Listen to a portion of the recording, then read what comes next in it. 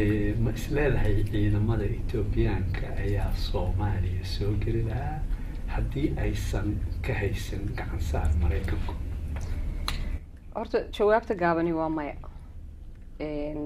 uma malaynayo dowladda Ethiopia inay ku dhiiran lahayd Soomaaliya inay gasho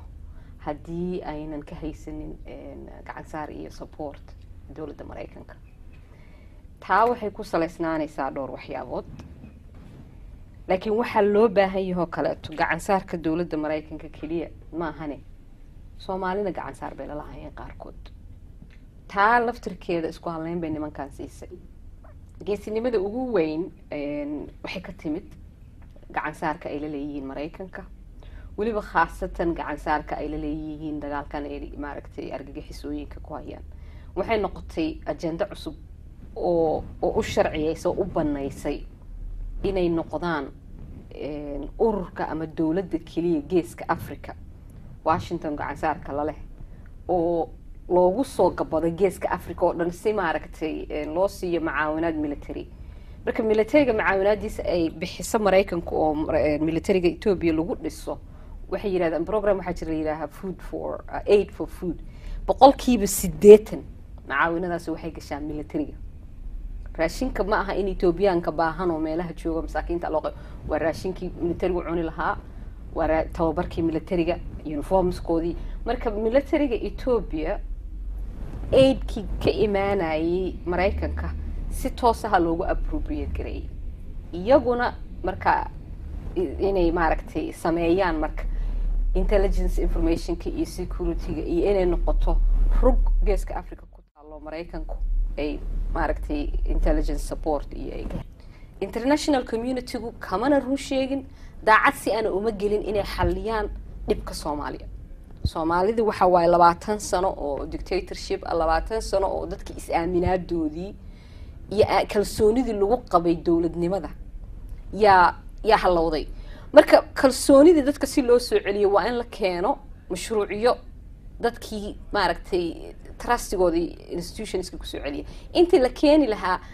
Konga loo booday waxa la yiri Soomaalidu qabiil ba isku maamushaa,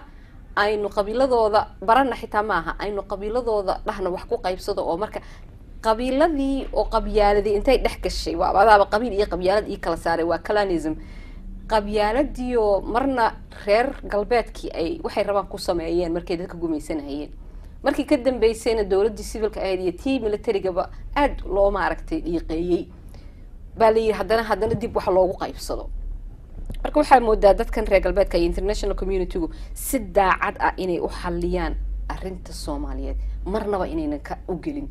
laakiin mar walba loo galahayay insaan ugu ekayna dhibkan Soomaaliya ka jira, sida Soomaaliya gudaheeda ugu ekayna. marka dhibkiina Soomaaliya gudaheeda kuma ekaanayo, gobolka dhan uu saameynaya. marka qof kasta oo taariikhda geeska Afrika yaqaana wuxuu ogaan karaa haddaad xitaa ciidamo keenayso ciidamo Ethiopian ah inayna xal Soomaaliya u noqon karin, because waxa inaga dhaxeeya taariikh dheer oo cadawtinimo ah.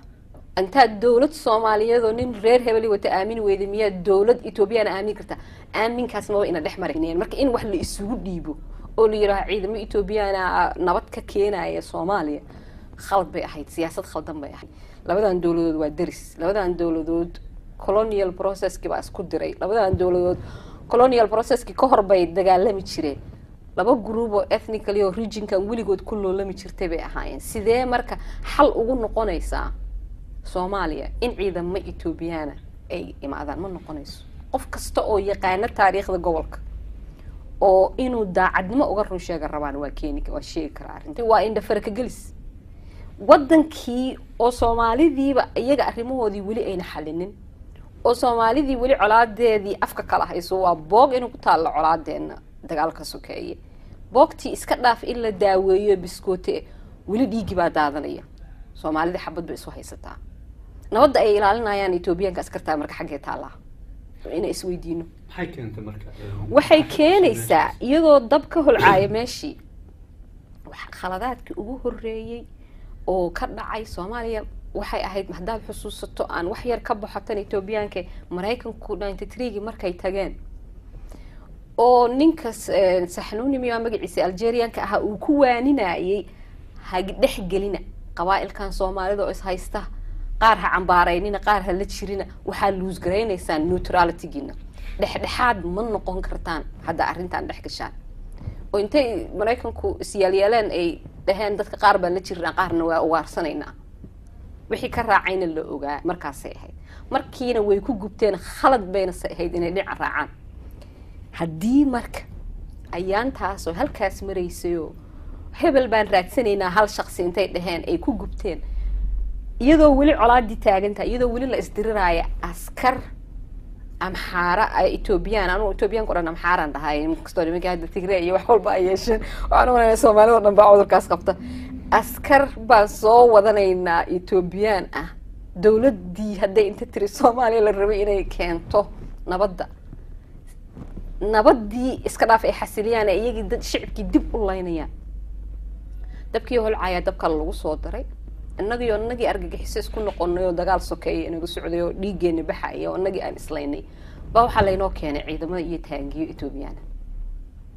marka xitaa dadkii awal islaha xamar reebel ba islaynayo wallahi anigu waa laga yaabaa inaan ku badbaado taangi nin axaari wada markay arkaan badbaadada ma hartayba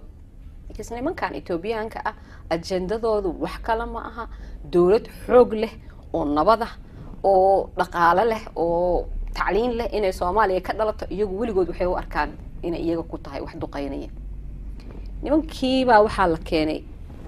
xamar dhexdiis oo la yiri waliba kaalay oo ilaaliya dawlad hadaa tahay asi shacabkii aad dawladda u ahayd kalsooni ku siin waayaan xabad kuma muquunin kartid xabad ay ku muquuniyaan iska dhaafay xabad shisheeye u soo wateen dawlad baa dawlad u yeeratay lagu leeyahay dawladda xagee joogta dawladda u yeeratay oo ciidamadan hadda taangiyada xamar maraya waxa ay leedahay ma aha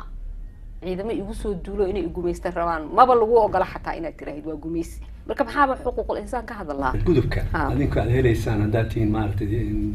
dadka u dooda xuquuqda insaanka ama human rights aan noqdaan ama hay'adaadu aan noqotay statistic ahaan waxa jiraan waa jiraan hadda documentiga ima hor yaallo laakiin 100,000 bay gaarayaan dadku ma anaan kala qaadna sheekooyinka Soomaalidii meel walba lagu rafaadiyay Soomaalidii Ethiopia ka tirsanayd ee gobolka Soomaalidu degta deganaa waa riboorada ka soo saarayaan Human Rights Watch oo waxa 10 sano soo dhaaftay anaga qoraynay hadda iyaga qoreen laakiin hadda credibility yeelanaysa because organization regal beed ha qoray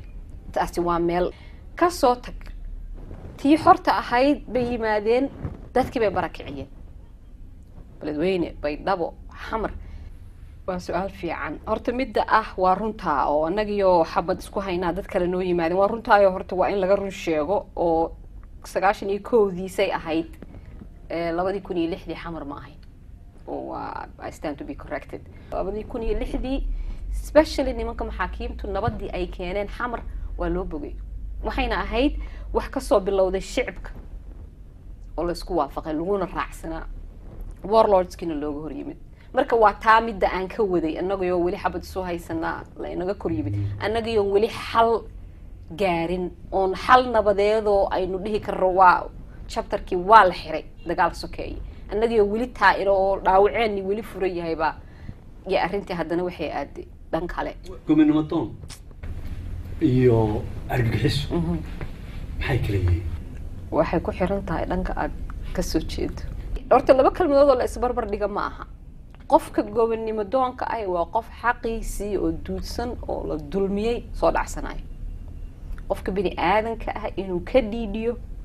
oo uu ka gubto oo uu ka dagaalamo anu non violence baan jeclahay oo culture ka violence ka waa nabca marka kaliya oo diinta muslimku ay fasaxayso qofku inuu dagaalamo waa markuu isdifaacayo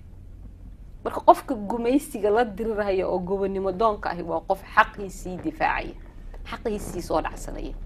ka dhiidiyaya waxaan qof bini aadan qaadan karin argagixiso sida reer galbeedku u tilmaamayaan laakiin waa qof raba inuu dad masaakiin allaayo xaq ka maqan oo raadsanayaa ma jirto nabad dad keensadeen iyo dad noloshoodu raba inuu carqaladeeyo marka laba horta kalmadood oo la isbarbar dhigi karo ma aha Soomaali haddaan nahay oo geeska Afrika joogno laakiin waxay noqotay la jiifiyaana banaan oo masiiriyaadka iyo ummadda Soomaaliyeed qarannimadeedii meel ka dhac ku ah waxaan la qaadan karin bay aheeday